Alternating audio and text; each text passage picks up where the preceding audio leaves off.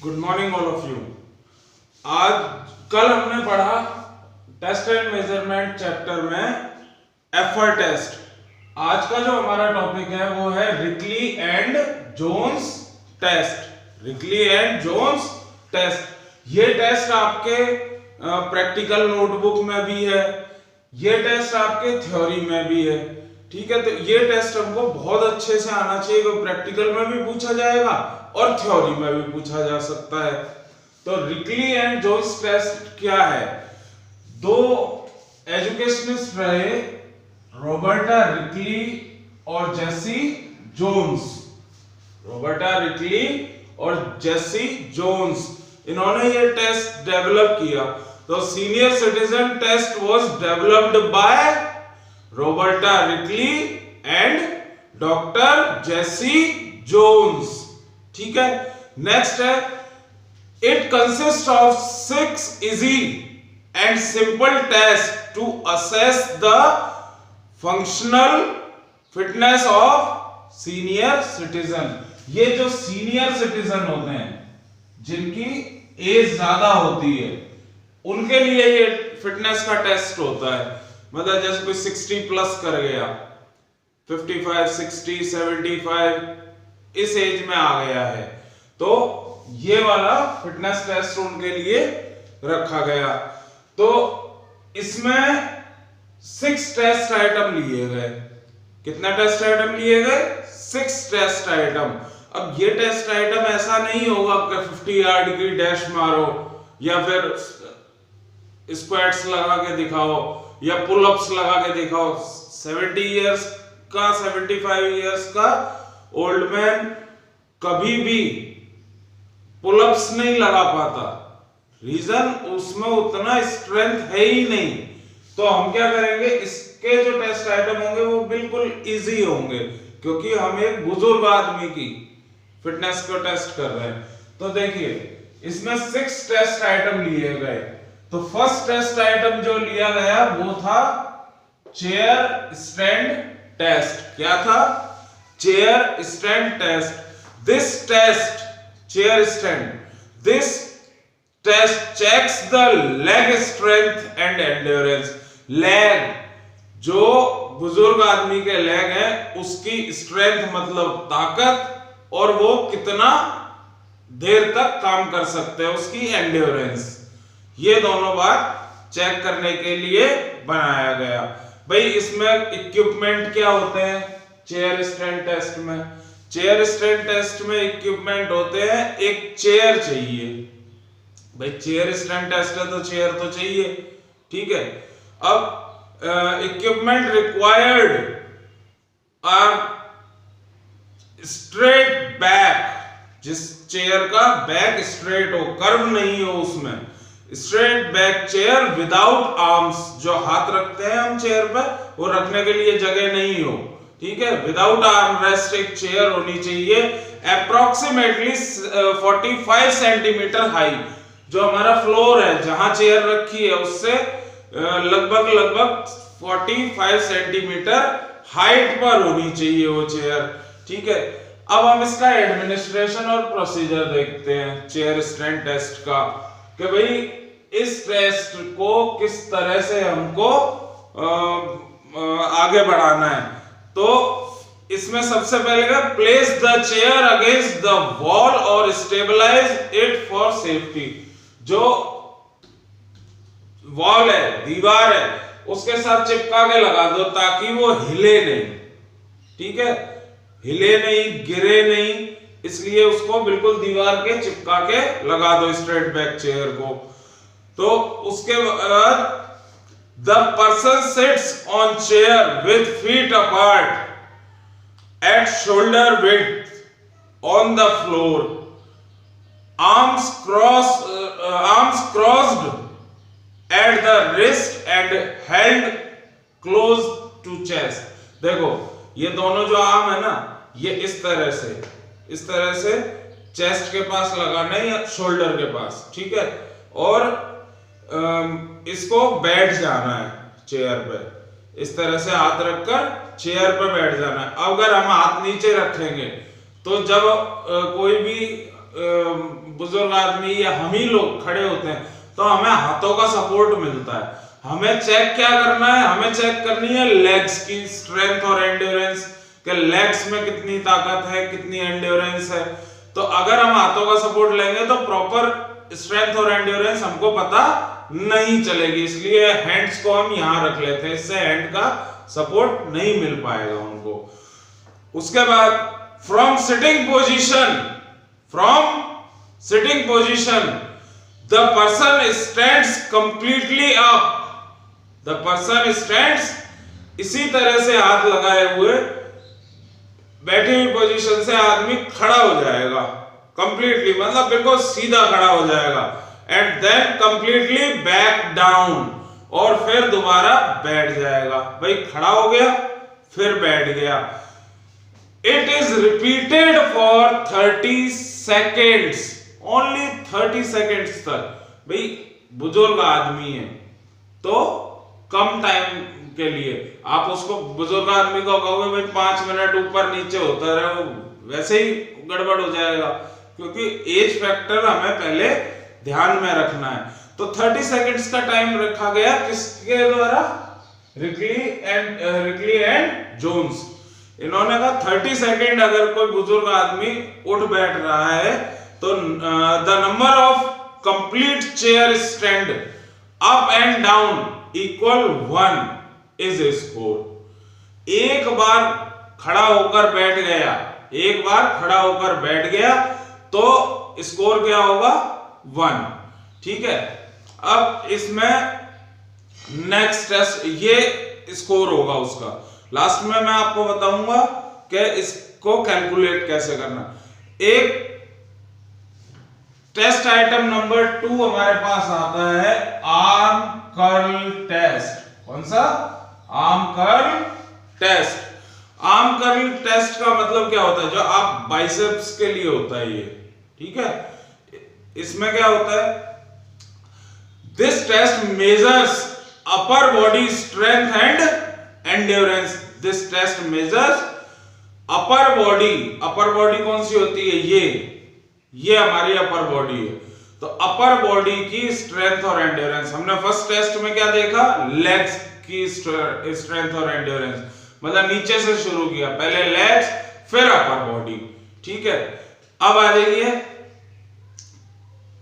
Equipments. तो equipment क्या है, 4 पाउंड का डंबेल, जिसको आप डंबल बोलते हो ना, वो डंबल नहीं होता, डंबेल। ठीक है, डंबेल या वेट हो कोई भी जो इजीली हाथ में पकड़ा जा सकता है। 4 पाउंड का है वुमेन्स के लिए, जो सीनियर महिलाएं होती हैं, ज्यादा उम्र की महिलाएं होती हैं, उनके लिए 4 पाउंड का है। और 8 पाउंड डंबल और weight for men's, just double है। 4 pound for women, 8 pound for man. ठीक है, 8 पाउंड्स का मेंस के लिए। A chair without armrest and stop watch. एक स्टॉप वॉच, क्योंकि टाइम लेना पड़ेगा कि कितनी देर किया है, तो स्टॉप वॉच होनी चाहिए। ठीक है, एक हम बार बार हाथ को ऊपर नीचे करेंगे तो आर्म रेस्ट होंगे, उनमें हाथ टकराएंगे, इसलिए आर्म रेस्ट चेयर में नहीं होने चाहिए। अब हम देखते हैं इसका आर्म कर्ल का प्रोसीजर क्या है, एडमिनिस्ट्रेशन क्या है, हम किस तरीके से उसको आगे बढ़ाएंगे। तो the aim of test is to do as many arm curls, मतलब बार बार आर्म्स को कर्ल करना है। ठीक है, as possible in 30 seconds. Again 30 seconds है, 30 सेकेंड्स तक उसे आर्म्स को कर्ल करना है।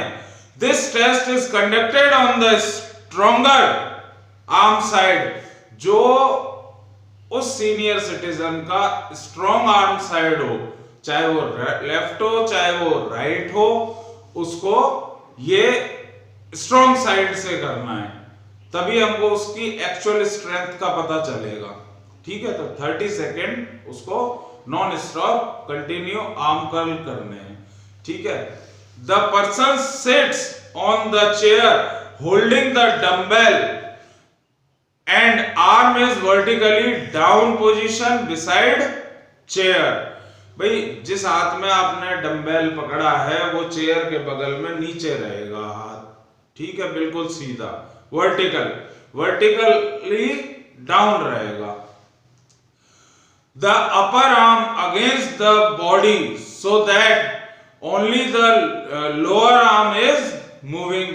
भाई जो हाथ ऊपर रखा हुआ है, हमने मान लीजिए थाई पे रख दिया दूसरा हाथ, ठीक है, वो हाथ उसी पोजीशन पे रहेगा, ठीक है, हिलेगा नहीं, और दूसरा हाथ जो लोअर आर्म है वही हिलेगा, केवल मूवमेंट उसी में आएगा।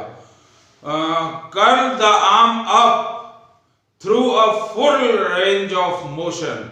भाई फ्लेक्शन होता है, ठीक है, इस मूवमेंट को हम कहते हैं फ्लेक्शन। क्या कहते हैं? फ्लेक्शन। और एक्सटेंशन का मतलब है, जैसे हमारे घर में एक्सटेंशन बोर्ड होते हैं, वो किस लिए होते हैं? दूरी के लिए। जब किसी चीज की दूरी बढ़ाई जाती है, जैसे देखो ये मेरा हाथ है, ये मैं पास ला रहा हूं, अपने शोल्डर के पास ला रहा हूं, तो ये क्या है? फ्लेक्शन। क्या है ये? फ्लेक्शन। ये सिकुड़ रहा है ना हाथ, अपनी रेंज कम कर रहा है। अब अगर मैं इसकी रेंज बढ़ाऊंगा, हाथ नीचे ले जा रहा हूं, तो इसको हम बोलेंगे एक्सटेंशन। इस मूवमेंट को हम क्या बोलेंगे? एक्सटेंशन।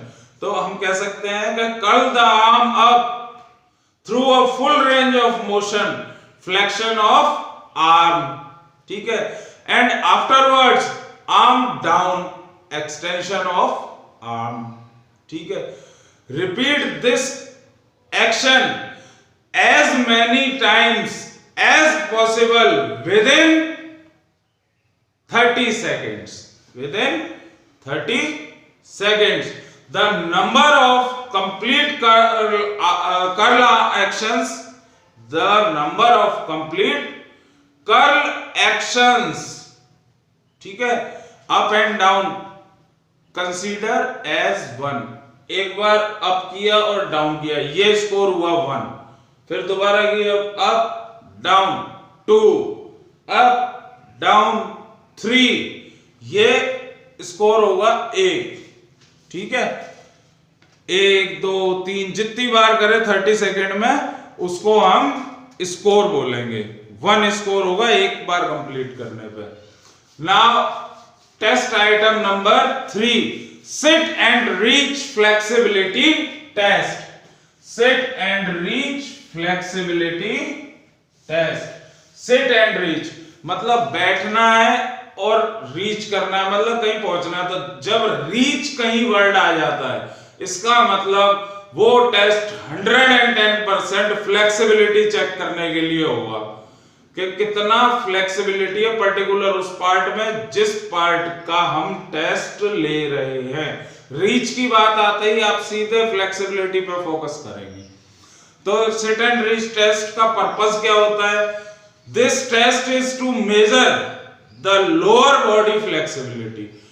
देखो पहले हमने फर्स्ट टेस्ट आइटम था हमारा चेयर स्टैंड, नीचे से लिया कि भाई हमने लोअर बॉडी ली, फिर हमने अपर बॉडी कि भाई आर्म कर्ल किया, फिर नेक्स्ट आता है दोबारा हम लोअर बॉडी। एक ही पार्ट का कंटिन्यू किसी सीनियर सिटीजन का टेस्ट नहीं ले सकते, वो परफॉर्म ही नहीं कर पाएगा।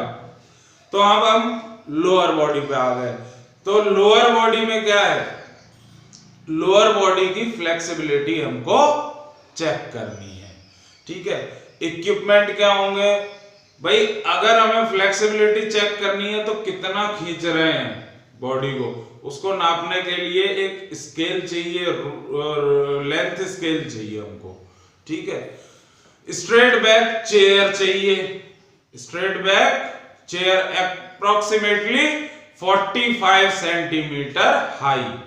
मैंने पहले भी बताया था, पिछली बार भी जो चेयर स्टैंड टेस्ट था हमारा, उसमें भी 45 सेंटीमीटर हाई चेयर चाहिए थी और इसमें भी 45 सेंटीमीटर हाई चेयर चाहिए।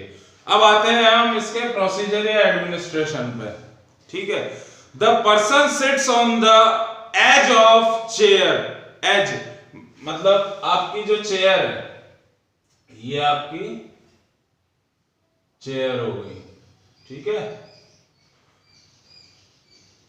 अब इस पर बिल्कुल आगे की साइड बैठेगा, यहां बिल्कुल आगे की साइड, इधर पीछे बैक टच करके नहीं बैठना है, बिल्कुल आगे की साइड बैठना है। ठीक है, बस रुका रहे, गिरे नहीं, इस तरह से बैठना है, आगे ही आगे बिल्कुल चेयर पे। ठीक है, ऑन 1 फुट ऑन फ्लोर, एक पैर सीधा जमीन पर बिल्कुल स्ट्रेट, एंड अदर लेग, भाई देखो हमारे 2 लेग है, ठीक है, तो 2 लेग है, तो एक तो हम सीधा रख देंगे जैसे हम नॉर्मली बैठते हैं, दूसरे लेग के साथ other leg is extended forward, जितना आगे वो जा सकता है उसी पोजीशन में बैठे हुए, जितना आगे जा सकता है उतना, तो other leg is extended forward with the knee straight, knee को स्ट्रेट करते हुए हम लेग को फॉरवर्ड साइड में एक्सटेंड करेंगे। एक्सटेंड का मतलब होता है आगे बढ़ाना, तो एक्सटेंड करेंगे। Heel on floor and ankle bent at 90 degree, ankle bent at 90 degree, जहां मतलब आपकी एडी टच होनी चाहिए, आपकी एडी क्या है, वो नीचे जमीन को टच होनी चाहिए, और लेग और एंकल में ये 90 डिग्री का आपका पंजा ऊपर की साइड फेसिंग होना चाहिए, तो 90 डिग्री का एंगल बनना चाहिए। ठीक है, 1 hand on the top of other, एक हाथ दूसरे हाथ के ऊपर रखा हुआ होना चाहिए इस तरह से। ठीक है, then person is instructed to inhale, person is instructed to inhale then exhale, पहले एक बार लंबा सांस अंदर ले, फिर उसे एक्सेल मतलब बाहर छोड़, इनहेल सांस अंदर लेना, एक्सेल बाहर की साइड छोड़ना, बाहर की साइड छोड़ दिया सांस, inhale then exhale and reach towards the toes, reach towards the toes, आपके टोज के पर वो हाथों को ले जाना है। By bending at the hip, ये हिप्स पर से बेंड करते हुए, मतलब कमर को हमको नीचे झुकाना है, कमर से अपर जो पोर्शन है, अपर बॉडी है हमारी, उसको झुकाते हुए नीचे की साइड ये हाथों को टोज टच करना है हमको। ठीक है, keep the back straight and head up, आपको ये नहीं सर नीचे झुका लिया ये जा रहे हैं, ऐसे नहीं, आपको हेड स्ट्रेट रखना है, बिल्कुल सीधे ये जाना है। ठीक है, बैकबोन आपका ये जो पोर्शन है बैकबोन में बैंड नहीं आना चाहिए, बैकबोन स्ट्रेट, ये सीधा जाना है हमको। ठीक है, अवॉइड जर्की एक्शंस और क्विक मूवमेंट, हम क्या करते हैं, किसी को बोले टच करके देखा, ये टच कर दिया, एकदम नहीं होना चाहिए, हमको धीरे धीरे जाना है, जर्की एक्शन अवॉइड करना है, and never stretch to the point of pain, and never stretch to the point of pain, जहां दर्द ज्यादा होने लग जाए उस पॉइंट तक स्ट्रेच नहीं करना है, पहले ही रुक जाना है, क्योंकि मसल पुल हो जाए, खिंचाव आ जाए मसल में तो प्रॉब्लम हो जाएगी। ठीक है, next, keep the knee straight, keep the knee straight, जो लेग हमारा एक्सटेंड किया था हमने उसको बिल्कुल नी बेंड नहीं होना चाहिए, नी बिल्कुल स्ट्रेट रहना चाहिए, एंड होल्ड द रीच, जो यहां तक आपके हाथ पहुंचे हैं without pain, hold the reach for 2 seconds, for 2 seconds, only 2 second, ये ध्यान रखना, उनमें 30 सेकेंड चल रहा था, यहाँ 30 सेकेंड नहीं है, ये फ्लेक्सिबिलिटी का टेस्ट है, इसमें केवल 2 सेकेंड, 2 सेकेंड्स हमको उस पोजीशन को होल्ड करना है। The distance between toes and finger tip, ये होती है फिंगर टिप, ये इसको हम क्या बोलेंगे, फिंगर टिप, टोज और फिंगर टिप के बीच का जो डिस्टेंस है, ये आपके टोज आ गए, ठीक है, और ये आपकी फिंगर टिप, ये इसके बीच का जो ये डिस्टेंस है, ठीक है, इसके बीच का जो ये डिस्टेंस है इसे हम मेजर करेंगे। हम स्केल से इसको नाप लेंगे कि भाई कितना आगे है या कितना पीछे है या टच कर रहा है। तो ये है the distance between toes and finger tips is measured in inches. इसको हम इंचेस में नापेंगे, ठीक है। अब स्कोर क्या आएगा? If finger tips touches the toes, अगर फिंगर टिप ने टोज टच किए, ना आगे है ना पीछे है, केवल टच हो गया, then score is 0। Score is 0। यहां टोज पर टच होते ही स्कोर 0 है, ठीक है। If it does not touch toes, then distance between toes and finger tips is negative. अगर फिंगर्स टोज से दूर है, टच ही नहीं कर पा रही हैं, तो ये जो स्कोर, ये जो हमने डिस्टेंस मेजर किया, ये नेगेटिव में आएगा। किस में आएगा? नेगेटिव में, ठीक है। If it overlaps the toes, then the score is positive. अगर ये टोज से आगे निकल गई फिंगर टिप, ज्यादा स्ट्रेच कर लिया किसी ने, तो ये स्कोर आ जाएगा हमारे पास पॉजिटिव में। ये किस में आ जाएगा? पॉजिटिव में, ठीक है। तो पॉजिटिव, नेगेटिव और 0, 3 बात देखनी है हमको। Perform this test twice and consider the best. इस टेस्ट को हम किसी भी सीनियर सिटीजन से 2 बार करवाएंगे, ठीक है।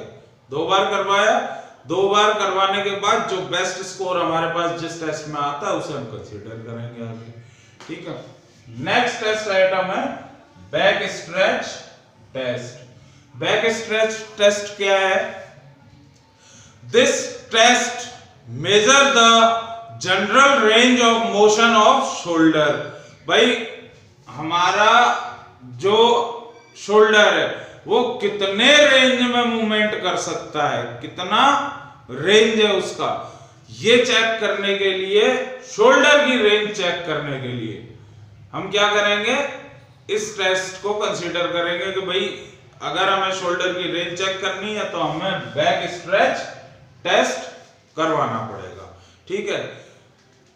It requires a length scale या रूलर, जो भी हमारे पास लेंथ स्केल है जिससे हम मेजर कर सकते हैं डिस्टेंस, ठीक है।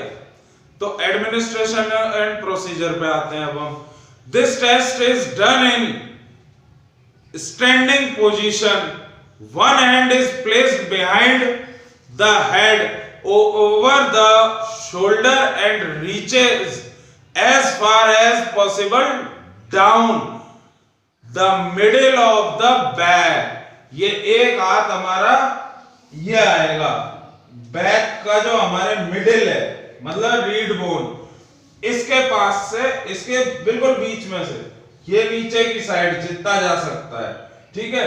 दूसरा हाथ इधर से, अब ये कितना है, ये दोनों टच करने की कोशिश करेंगे पीछे से, इस तरह से, ठीक है।